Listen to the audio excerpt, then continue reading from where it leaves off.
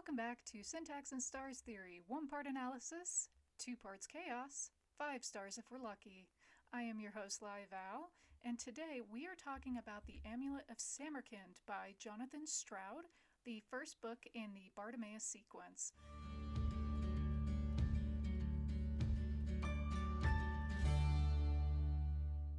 This is a middle-grade fantasy novel that punches way above its weight class, featuring snarky djinn, morally questionable 12-year-olds, and a magic system built on literal enslavement. So, does this book hold up under scrutiny, or does it crumble like a poorly drawn pentacle? Let's break it down. Before we dive into the star ratings, here's what you need to know if you haven't read it. The Amulet of Samarkand is set in an alternate history London where magicians rule the British government through demon summoning.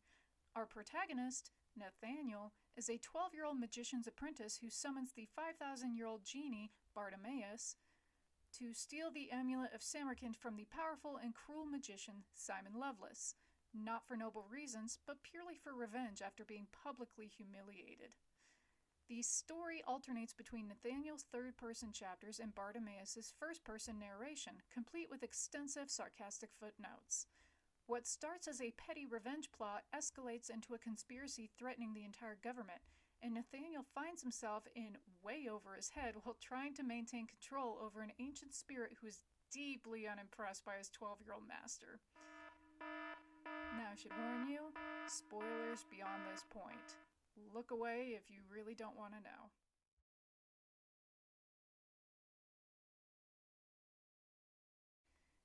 And here we are at Category 1, Writing Style and Mechanics.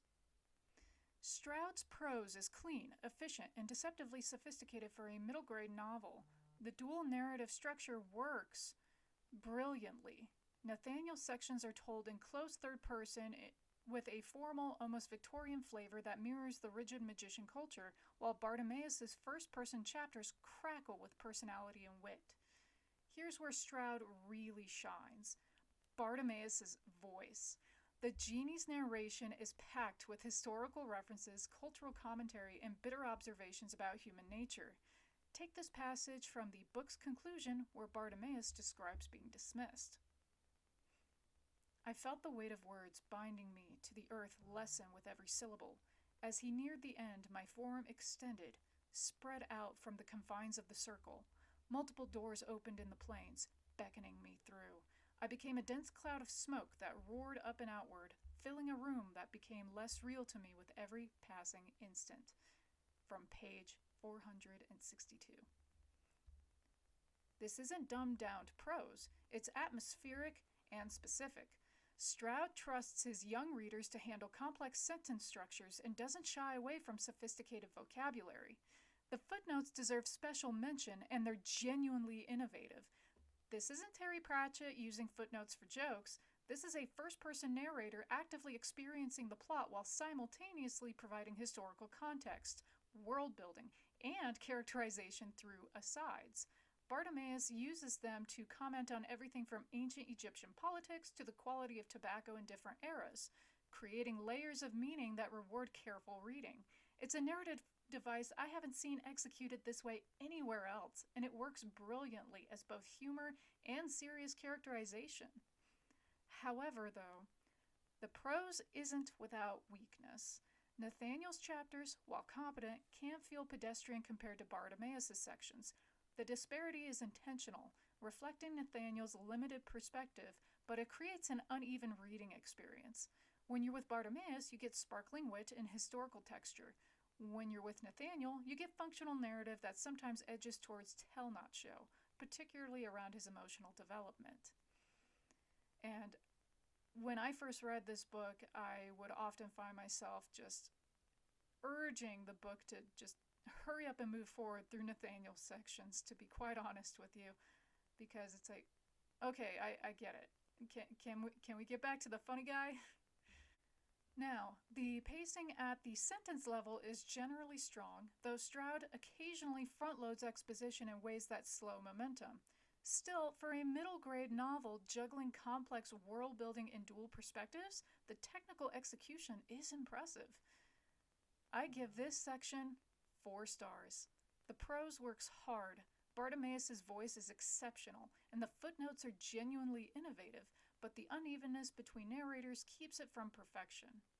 And that's all right.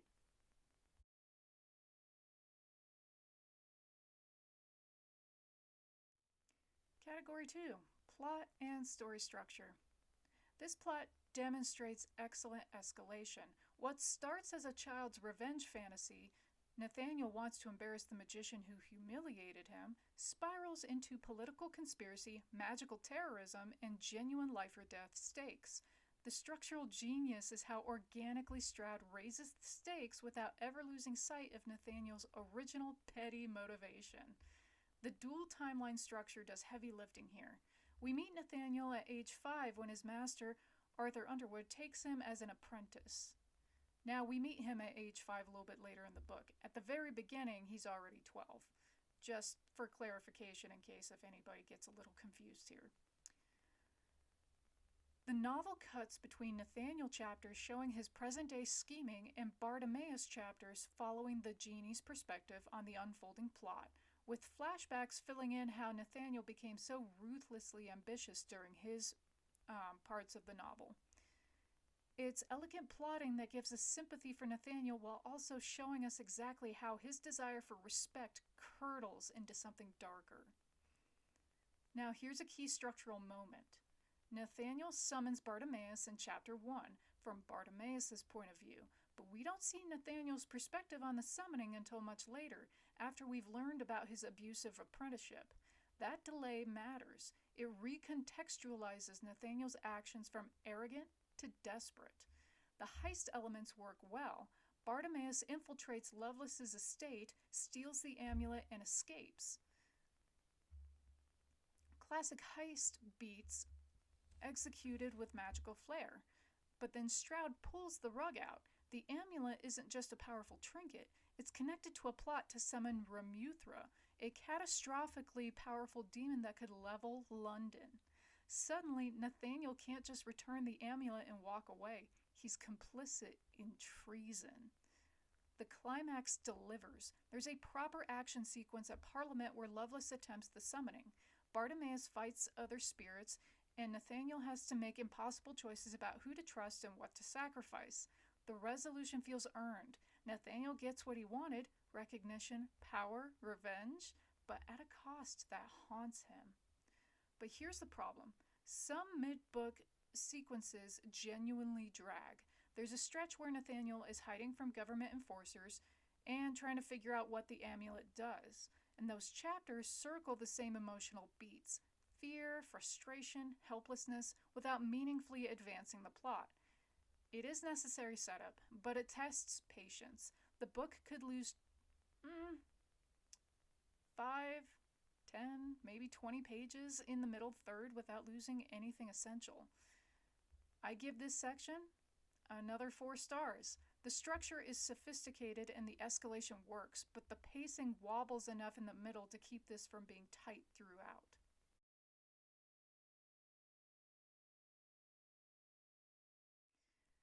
Category 3, Characters and Development. Let's start with Bartimaeus, because he's the reason most people remember this book. Bartimaeus is 5,000 years old, deeply cynical, and absolutely done with magicians. He's served under Ptolemy, Solomon, and countless others, and his narration drips with historical perspective and barely contained rage at being enslaved. But here's what makes him work. Beneath the sarcasm, there's grief. He genuinely cared about some of his past masters, particularly Ptolemy, and that loss informs every interaction he has with Nathaniel. From his first-person narration, here's how he describes the end of a summoning. He finished. His mouth snapped shut. The final bond broke like a severed chain, so I departed, leaving behind a pungent smell of brimstone. Just something to remember me by. And that's from page 462. That bitter little sign-off, just something to remember me by, tells you everything about Bartimaeus' petty defiance and his fundamental powerlessness. He can be sarcastic, but he can't be free. Nathaniel is more complicated. He's 12, brilliant, and traumatized by years of neglect from his master Underwood and outright cruelty from Simon Lovelace. When Lovelace publicly humiliates him, Nathaniel doesn't just want revenge, he wants to prove he matters. The tragedy is that he achieves this by becoming exactly like the magicians he hates. Ruthless, dismissive of spirits as tools, and willing to sacrifice others for personal gain. From page 287, we get a moment where Nathaniel realizes the stakes of his actions. The panic rushing in his head drowned out all other sounds. The only bad magician is an incompetent one. And what was incompetence? Loss of control. Slowly, steadily, over the last few days, everything had spiraled out of Nathaniel's control. Now, this isn't character development in the traditional sense. Nathaniel doesn't become better or kinder. He learns to become more effective at being ruthless. That moral regression is intentional and deeply uncomfortable, which is part of what makes the book work. Now, supporting characters are more functional than fully realized. Arthur Underwood is a middle-ranking bureaucrat whose emotional neglect shapes Nathaniel's psyche, but he's more archetype than person. Mrs. Underwood provides the only genuine affection Nathaniel receives, but she's limited by the role of kind but powerless woman in this patriarchal system. Simon Lovelace is an effective villain, ambitious, cruel, and politically savvy, but we don't get much psychological depth beyond power-hungry magician. Although I do want to stop here and mention that when I say patriarchal system, as far as regarding Mrs. Underwood and how her role is limited, what I actually mean to say is it's not so much patriarchal, it's more just, it's magician ruled, because there are women magicians that are in power. Just so we're clear on that. Now, the relationship between Bartimaeus and Nathaniel is the emotional core, and it's fascinating because it's fundamentally unequal. Nathaniel has absolute power over Bartimaeus through the summoning bonds, but Bartimaeus has 5,000 years of experience and emotional intelligence that Nathaniel desperately lacks. Their dynamic is part master-slave, part mentor-student, part mutual resentment, and it crackles with tension. This part, I give 4 stars again. Bartimaeus is unforgettable, Nathaniel is compellingly flawed, but the supporting cast doesn't have the same depth.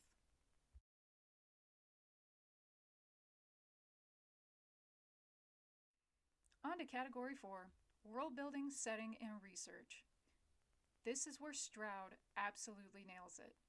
The alternate history London is meticulously constructed. Magicians have ruled Britain for centuries, maintaining power through demon summoning, while ordinary people, called commoners, live as second-class citizens.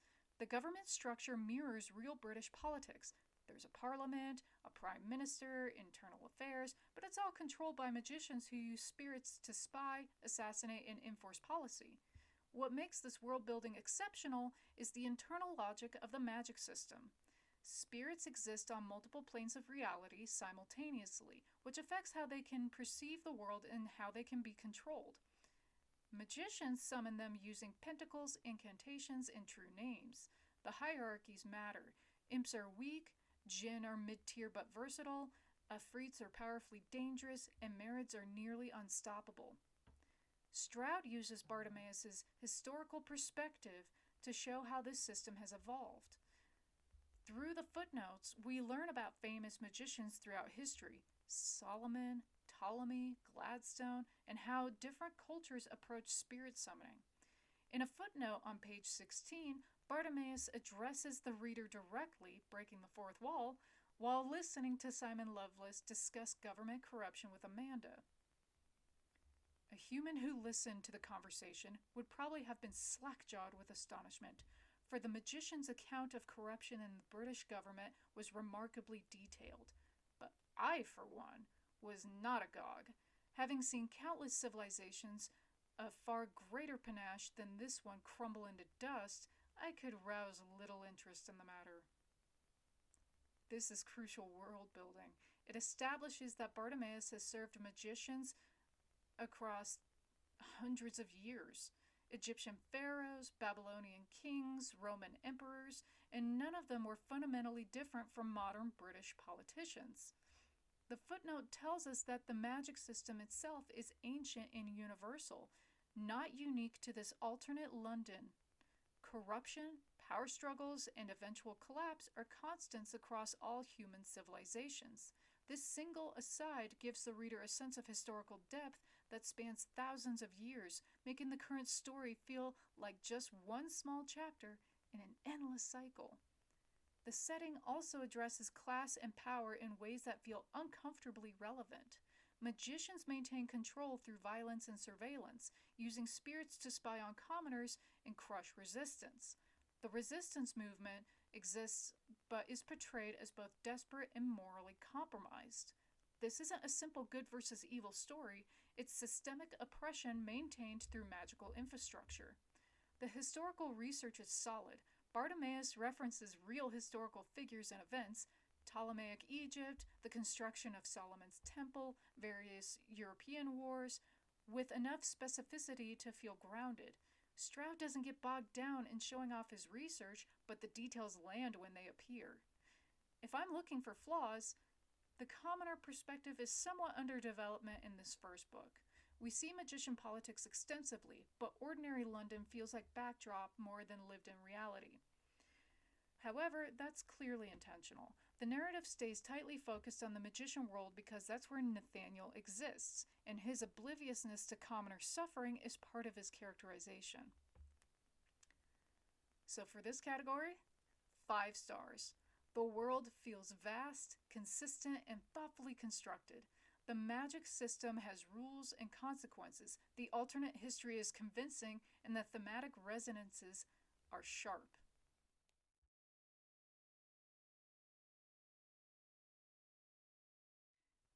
Category 5, Emotional and Intellectual Impact. Here's what this book does that most middle grade fantasy doesn't. It refuses easy answers about power, justice, and morality. Nathaniel isn't a hero. He's a traumatized child who responds to abuse by deciding that power is the only thing that matters. He enslaves a 5,000-year-old spirit, endangers innocent people, and by the end of the book, chooses personal advancement over justice. The final sequence is particularly brutal. Nathaniel could expose the corrupt system, but instead he accepts a government position, becomes the youngest magician in the ministry, and begins his ascent to power. This ending should feel triumphant. Underdog kid defeats the villain, but it doesn't. It feels like watching someone make a terrible choice that will define the rest of their life. From page 322, after Nathaniel's master dies in a fire that Lovelace orchestrated, we get this chunk from the book. Sitting below the windows, Nathaniel let the paper drop. His head sank against his chest. He closed his eyes, seeing in cold, clear print the confirmation of what he already knew struck him like a fresh blow. He reeled with it, willing the tears to come up, but his grief remained pent up, elusive. It was no good. He was too tired for anything. All he wanted was to sleep. A boot nudged him, not softly. He started and awoke. The Djinni stood over him, grinning. That image, Nathaniel too emotionally exhausted to even grieve properly, while Bartimaeus watches with dark amusement, captures the book's emotional register. There's no comfort here, just survival. The thematic core is about systems of oppression and how they perpetuate themselves. Every magician in this book was once an apprentice who suffered abuse, learned to see spirits as tools rather than beings, and internalized the logic that power justifies any action. Nathaniel's arc isn't about breaking that cycle, it's about joining it. Bartimaeus provides the moral counterweight. His sardonic commentary isn't just humor, it's 5,000 years of witnessing human cruelty and maintaining enough anger to resist total cynicism. He's enslaved, but he refuses to pretend his servitude is noble or justified. That defiance matters. The book also raises uncomfortable questions about complicity. Nathaniel knows the system is corrupt. He knows spirits are sentient beings who suffer under summoning. He chooses power anyway. That choice isn't presented as inevitable or excusable. It's just what happens when a traumatized, ambitious child is given the tools to hurt others before he has the wisdom to understand the consequences. Does this land with the weight it should? Mostly. The ending is genuinely unsettling, and Nathaniel's moral compromises feel earned rather than contrived. However, some of the thematic elements could be sharpened. The book gestures toward critiquing imperialism and class oppression through the magician-commoner divide, but it doesn't fully commit to that critique in this first installment. It definitely does in the later books. But it raises the questions without fully exploring the implications. I give this category 4 stars. This book will make you think about power, trauma, and moral compromise in ways that linger. It's emotionally complex and intellectually honest, even if it doesn't quite achieve devastating impact.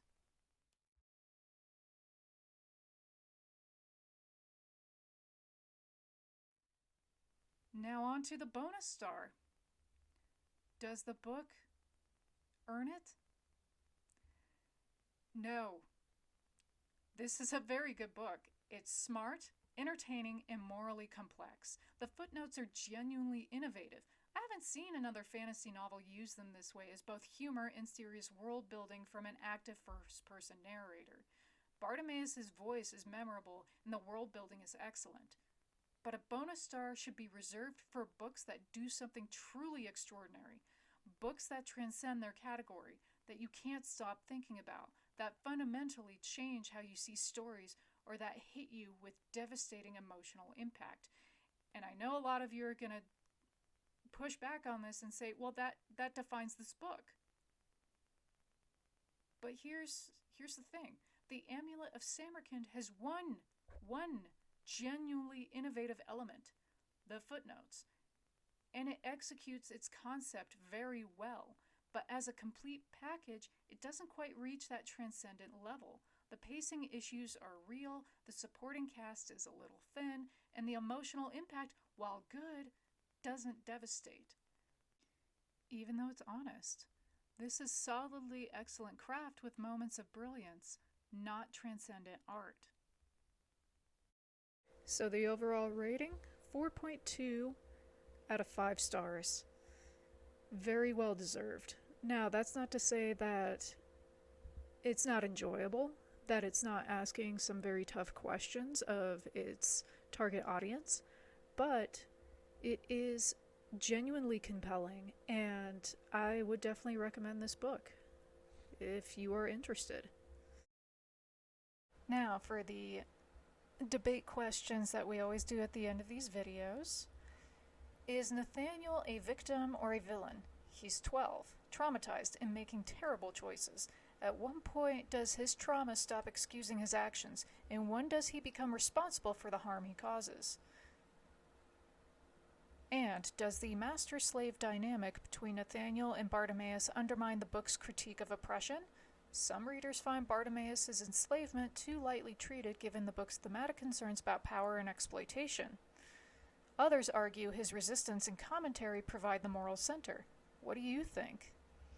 And should middle-grade books feature protagonists who don't learn or grow in positive ways? Nathaniel doesn't become kinder or wiser, he becomes more ruthless and effective. Is that appropriate for the target age group, or is it refreshingly honest about how power corrupts? And so there it is, The Amulet of Samarkand by Jonathan Stroud, a middle-grade fantasy that's sharper and more morally complex than most, with excellent world-building, genuinely innovative footnotes, and a memorable deuteragonist, even if it doesn't quite reach the heights of extraordinary. This is Syntax and Stars Theory, 1 part analysis, 2 parts chaos, and this time 4 solid stars out of 5. If you've read this book or the whole Bartimaeus sequence, drop your thoughts in the comments. I'd love to hear whether you think Nathaniel was doomed from the start or if he could have made different choices. Thanks for watching, and I'll see you next time.